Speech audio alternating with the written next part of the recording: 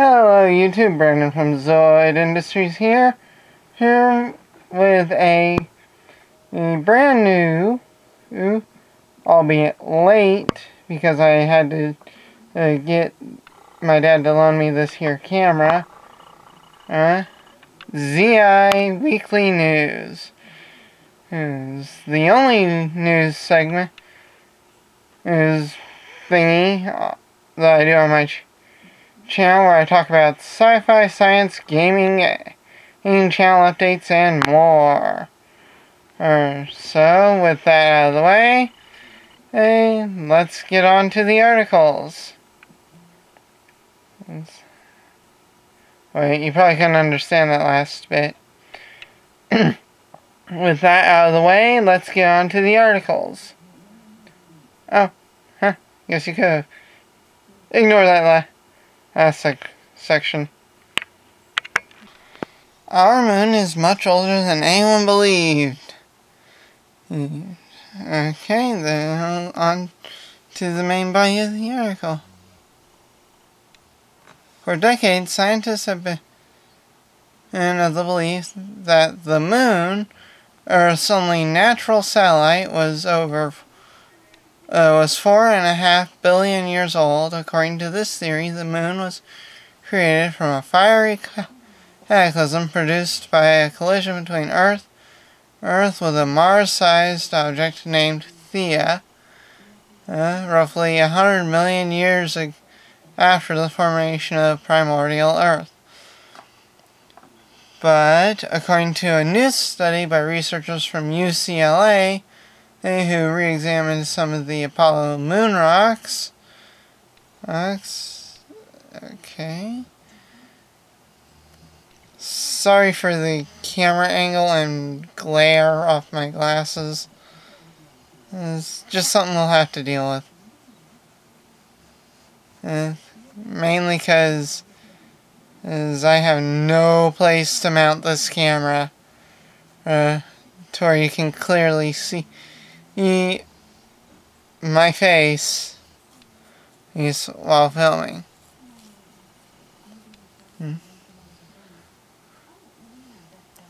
These estimates may have been off by about 40 to 140 million years.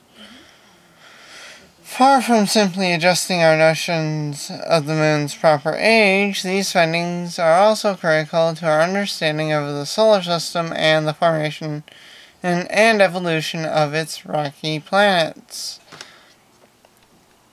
The study, titled Early Formation of the Moon at 4.51 billion years ago, was published recently.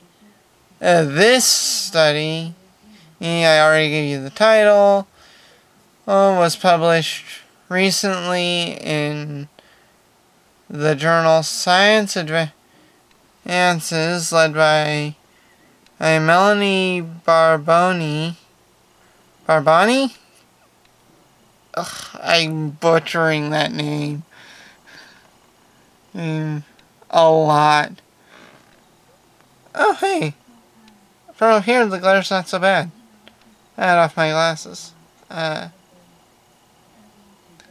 Just bear in mind. Hold on.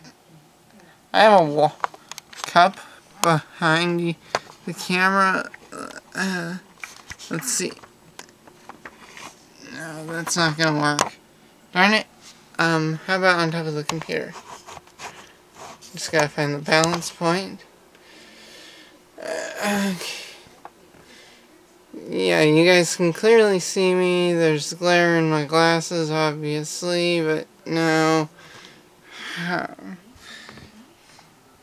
Just bear with the camera.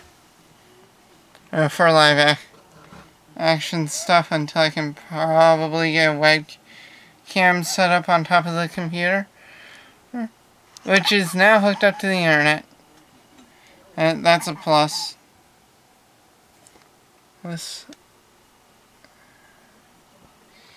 Okay, there we wonder. I know, I'm supposed to be reading an article and I'm playing with the camera settings.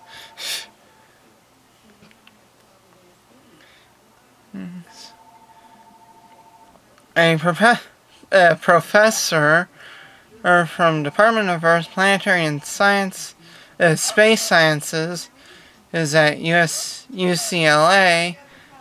And the research team conducted uranium-lead dating on fragments of the moon rocks that were brought back by Apollo 14 astronauts. Okay. These fragments were of a compound known as zircon. And as always, there will be a link in the description, and you guys can tell me how badly I butchered the name. A type of silicate material that contains trace amounts of radioactive elements like uranium, thorium, and lutetium. Hopefully I pronounced that one right. As Kevin McHegan at UCLA, professor of geochemistry and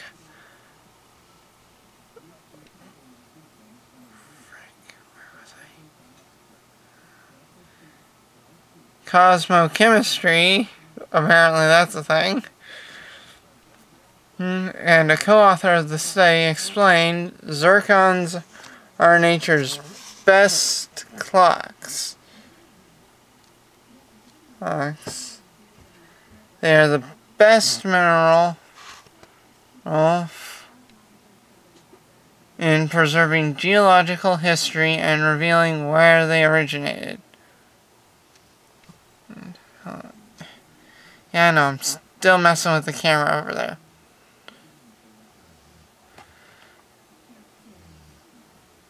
By examining the radioactive decay of these elements and correcting for cosmic ray exposure, the research team was able to get highly precise estimates of the zircon fragments' ages.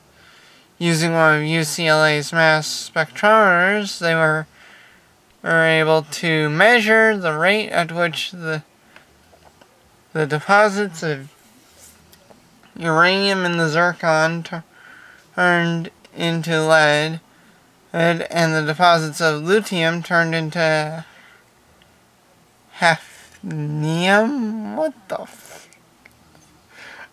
I am encountering words I've never had to say before. In the end, their indicated that the moon formed about 4.51 billion years ago, which places its Earth within the first 60 million years of the solar system or so. Previously, dating the moon rocks proved difficult, mainly because most of them contained fragments of many different kinds of rocks. Rocks in these samples were determined to be tainted by the effects of multiple impacts. Understandable, considering the moon's supposed to be like our asteroid shield. Or whatever.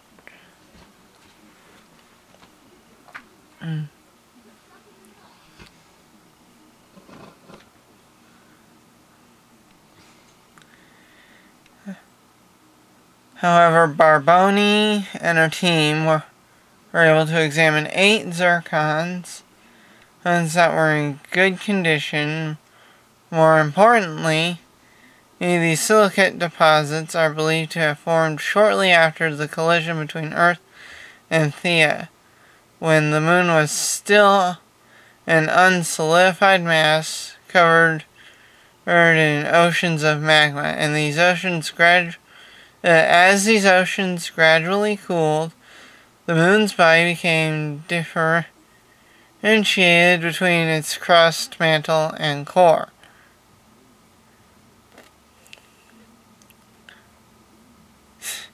And yet they don't acknowledge the fact that when they crashed something into it, it rang like a bell. When they crashed a bigger object, it rang like a gong. And a lot of crazy conspiracy theorists idiots who think it's some kind of giant metal spaceship covered in rock and dust orbiting our planet. Yeah. Rave about that down there in the comments.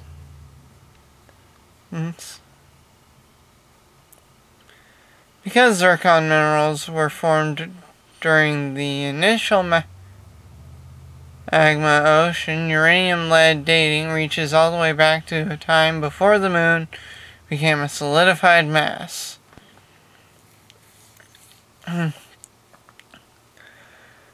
As Edward Young, a UCLA professor of geochemistry and cosmochemistry and a co-author of the study, put it, Melanie was very clever in figuring out the moon's real age. Age dates back to its prehistory before it solidified, not its solidification. These findings have not only determined the age of the moon with a high degree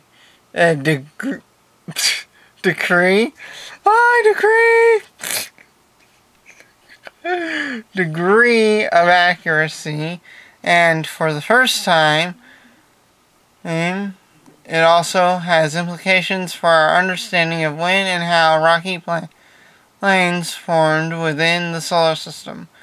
By placing accurate dates on when certain bodies formed, we are able to understand the context in which they formed, and which also helps to determine what mechanisms were involved. And this was the first revelation produced by the research team, which hopes to continue studying the zircon fragments to see what they can learn about the moon's early history. Well, that's it for this article, which ran for 11 minutes, it looks like. On to the next. Amazon asked the FCC for permission to run secret wireless test. Well, hold on, let me get where I can scroll the frickin' article. There we go. Amazon has a mysterious experimental project that wants to start testing based on the application it sent to the FCC that Business Insider found. And the e-commerce giant has requested for permission to test a wireless communication technology for 5 months in preparation for research scheduled next year. It kept the application pretty vague, only mentioning it involves a prototype type equipment associated with software designed to support innovative communications capabilities and functionalities. Since Amazon listed Neil Woodward as a contact for the filing, the technology could have something to do with Prime Air. Woodward was a NASA astronaut who's now the company's program manager for its delivery drones, flight tests, and safety efforts. BI suggests the possibility that the technology is a wireless means to control Amazon's drones. And so it could also be for any of the company's mobile devices. Whatever it is, the company plans to conduct initial tests indoors near its facilities in Seattle. After that, we might finally be able to get a glimpse of those mysterious prototype equipment when the company begins its outdoor test run near its facilities in Inuvik, Washington, and I probably just horribly butchered that name, and because there's reasons. And wow, a short article. Well, on to the next. Mountain Blade 2 Bannerlord creators give an update on development progress. Well, let's get into the first gaming article I've done in a while. Mainly because I haven't been able to do anything for the channel until I got this here camera. Okay.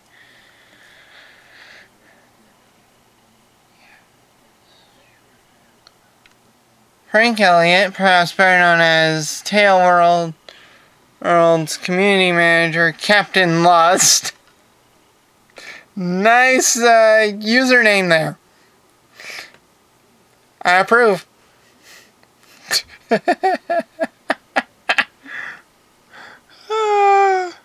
Recently took to the studio's forum to answer questions about its long-in-progress project, Mountain Blade 2 Bannerlord. After some exciting Siege gameplay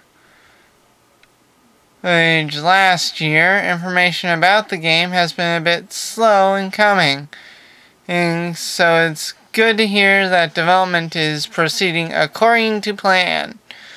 Unfortunately, even though Bannerlord was announced in 2012, the general theme of his responses is that it's still too early to offer much in the way of detail.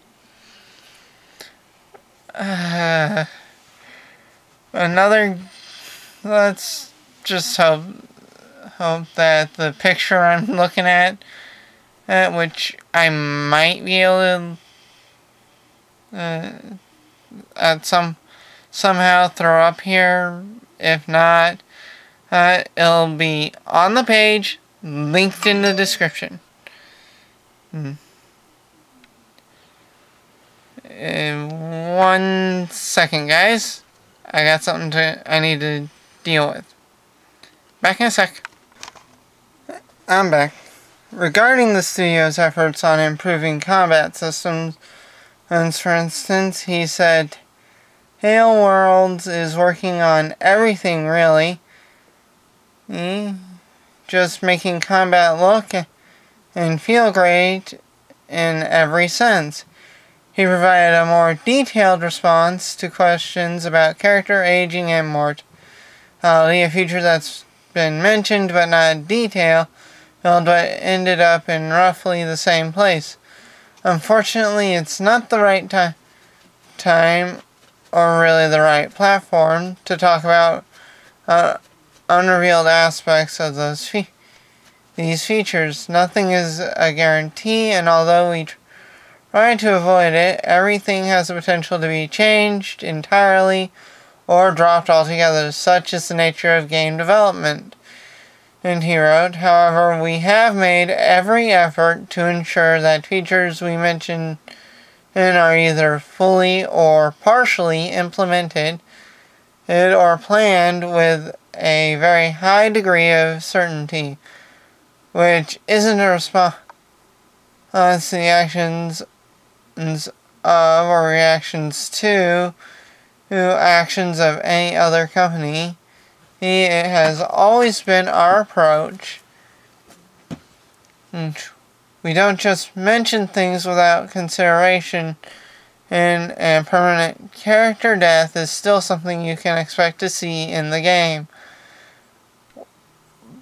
That's a little dark. Eric?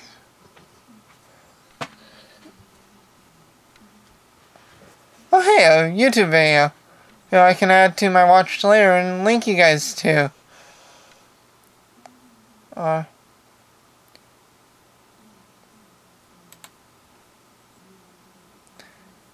we go. It's in my watch later. I'll probably watch it and link you guys to it. That hasn't changed. It's simply the case that discussing finer details of the feature wouldn't be appropriate right now. To avoid giving information that could end up misleading in relation to Bannerlord and as a final product. Elliot did emphasize that no external testing has yet taken place, saying anyone who tells you otherwise is either misinformed or lying. He also addressed rumors that development had run into trouble because of the departure of a key person. Our previous lead engine programmer did move to another company some time ago, about a year I think. But that's not the kind of thing that would stop a game from getting finished. While he is a brilliant computer engineer and a lovely bloke, well, that hints to the origins of where this guy's from, but I appreciate him and his country. Totally. We have a fantastic team of engine programmers, and I think they're working very well. Other noteworthy points to emerge: character animations are not currently final. If you have some thoughts, feel free to share them. Multiplayer uses the same equipment slots and single player. I think that's supposed to be as. It's not currently possible to turn off permadeath. There's no stamina style feature for either players or AI, and the possibility of co-op campaign remains slim. Co-op in Mountain Blade is very difficult to do, not just because of the technical difficulty, but also to make things practically playable when we have two people doing wildly different things in real time. One player might be trying to have a very exciting battle that is the climax of a very important experience, and one player just beforehand decides to go to town and look at the marketplace. These people have to be in the same game world, and it's very difficult to make sure they're both enjoying themselves and all having a great campaign experience simultaneously. I think it's almost impossible without cutting down on what the game offers. There may be another way to manage all of those things by limiting the co-op to one kind of campaign. Let people play together as a party and have them always be together. That might be possible. It's pretty much what Halo and several other games do. That I know from experience, single player games, or console games at least, these have the tendency to have where player A is here in a multiplayer thing, or at least, the players A, B, C, and D, or however many are in the party, are all right there, and then they have to keep going together, or otherwise they simply can't play. And I learned this in Halo 2, the hard way. Mainly because of some confusion I had during the part where you had to deactivate the bomb. Yeah, I was a lot younger back then. And I know I need a shave. Ugh.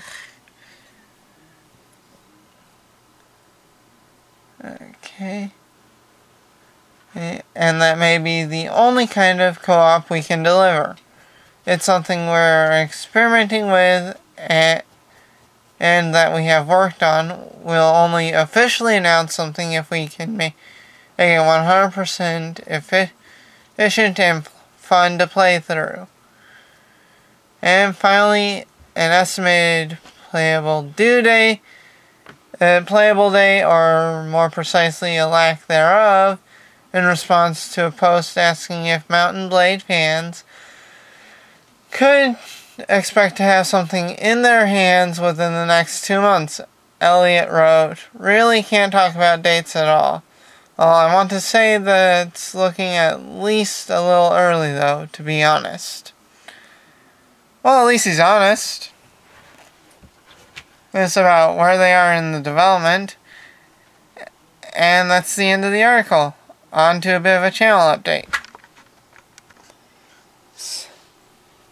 Oh, as you can see, the channel's back. I'm going to work on getting this put together in the video editor I have on my computer that I downloaded, and